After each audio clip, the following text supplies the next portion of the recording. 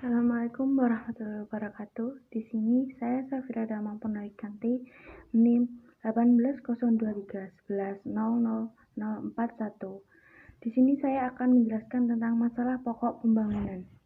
Ini masalah pokok pembangunan terdiri dari 4, yaitu pertumbuhan ekonomi, distribusi pendapatan, kemiskinan, dan pembangunan luar negeri.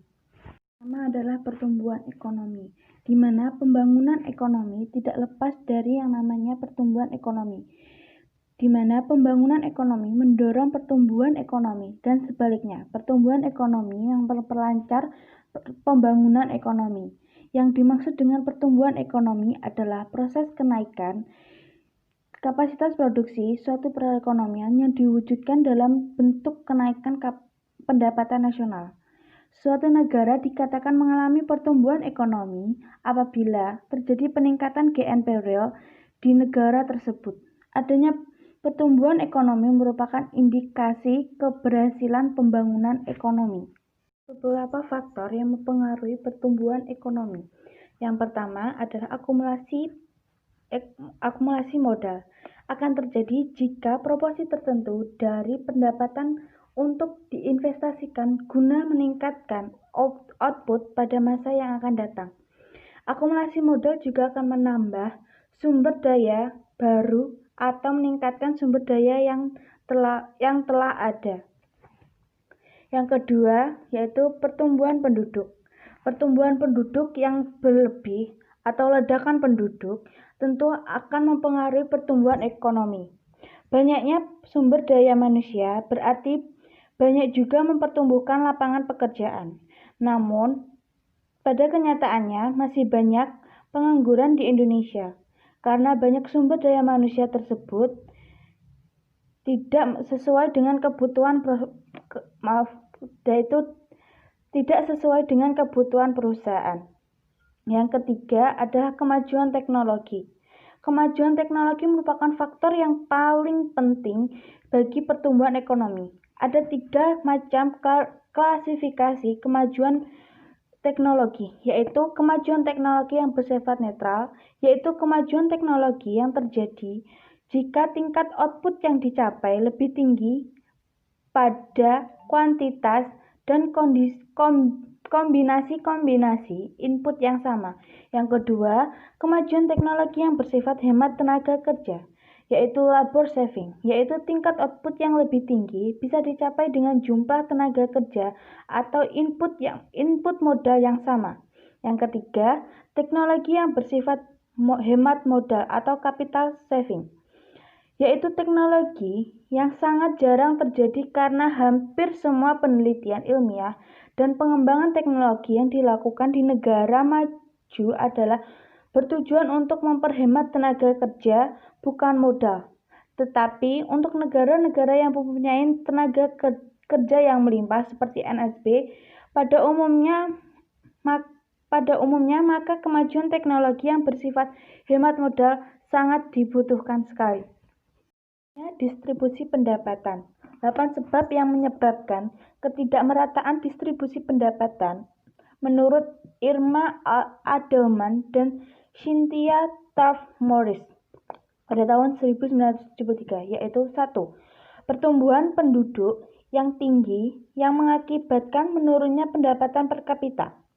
Yang kedua, inflasi di mana pendapatan uang bertambah tetapi tidak diikuti secara proporsional dengan pertambahan produksi barang-barang. Yang ketiga, ketidakmerataan pembangunan antara daerah. Keempat, investasi yang sangat banyak dalam proyek-proyek yang ada pada modal sehingga persentase pendapatan modal dari harta bertambah besar dibandingkan dengan persentase pendapatan yang berasal dari kerja sehingga pengangguran bertambah. Distribusi pendapatan. 8 sebab yang menyebabkan ketidakmerataan distribusi pendapatan menurut Irma Adelman dan Cynthia Taft-Morris pada tahun 1973, yaitu 1. Pertumbuhan penduduk yang tinggi yang mengakibatkan menurunnya pendapatan per kapita. Yang kedua, inflasi di mana pendapatan uang bertambah tetapi tidak diikuti secara proporsional dengan pertambahan produksi barang-barang. Yang ketiga, ketidakmerataan pembangunan antara daerah. Keempat, investasi yang sangat banyak dalam proyek-proyek yang ada pada modal sehingga persentase pendapatan modal dari harta bertambah besar dibandingkan dengan persentase pendapatan yang berasal dari kerja sehingga pengangguran bertambah. Yang nomor 5 yaitu rendahnya mobilitas. Yang keenam, pelaksanaan kebijakan industri substitusi import yang mengakibatkan kenaikan harga-harga barang hasil industri untuk melindungi usaha-usaha golongan kapitalis. Yang ketujuh, memburuknya nilai tukar dalam perdagangan dengan negara-negara maju sebagai akibat ketidakelastisan permintaan negara-negara terhadap barang-barang ekspor. Yang kedelapan, hancurnya industri-industri kerajinan rakyat seperti pertukangan, industri rumah tangga adalah kemiskinan. Pengertian kemiskinan dilihat dari kebijakan umum, maka kemiskinan meliputi aspek primer yang berupa miskin akan pengetahuan atau aset organisasi sosial politik, serta keterampilan dan aspek sekunder yang berupa kemiskinan akan jaringan sosial, sumber keuangan, dan informasi. Penyebab kemiskinan, dengan kata lain masalah kemiskinan, bisa selain ditimbulkan oleh hal yang sifatnya alamiah atau kultural, juga disebabkan oleh miskinnya strategi dan kebijakan pembangunan yang ada.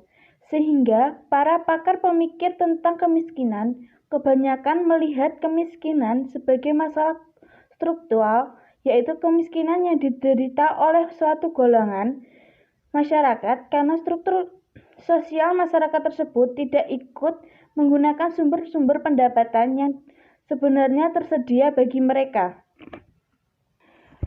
Ada dua macam ukuran kemiskinan yang umum digunakan, yaitu satu, kemiskinan absolut, dua, kemiskinan relatif. Yang pertama, kemiskinan absolut adalah kemiskinan yang diukur dengan membandingkan tingkat pendapatan orang dan dengan tingkat pendapatan yang dibutuhkan untuk memperoleh kebutuhan dasarnya.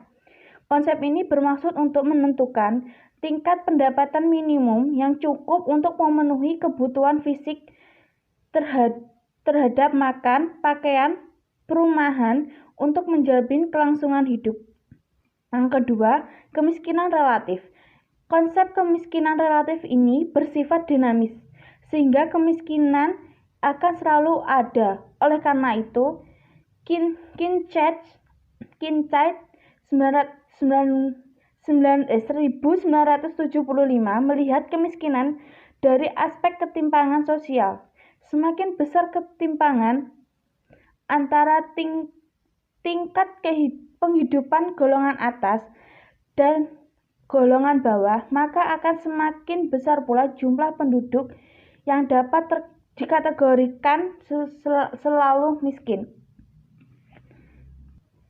Yang selanjutnya adalah indikator kemiskinan, di mana indikator kemiskinan ada macam-macam, yaitu konsumsi beras per kapita per tahun, tingkat pendapatan, tingkat kecukupan gizi, kebutuhan fisik minimum, dan tingkat kesejahteraan. Pada publikasi UN 1961 yang berjudul International Division and Measurement of Living and Interim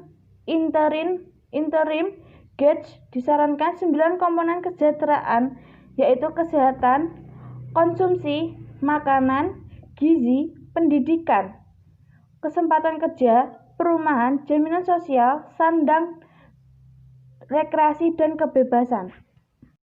Ini adalah pembangunan luar negeri, di mana negara-negara maju telah berkembang merupakan sumber atau pensuplai barang-barang kapital. Di samping itu, mereka juga merupakan pasar yang luas dan cukup besar yang membeli ekspor hasil-hasil pertanian, pertambangan, bahan mentah, ataupun barang-barang manufaktur oleh negara-negara yang sedang berkembang.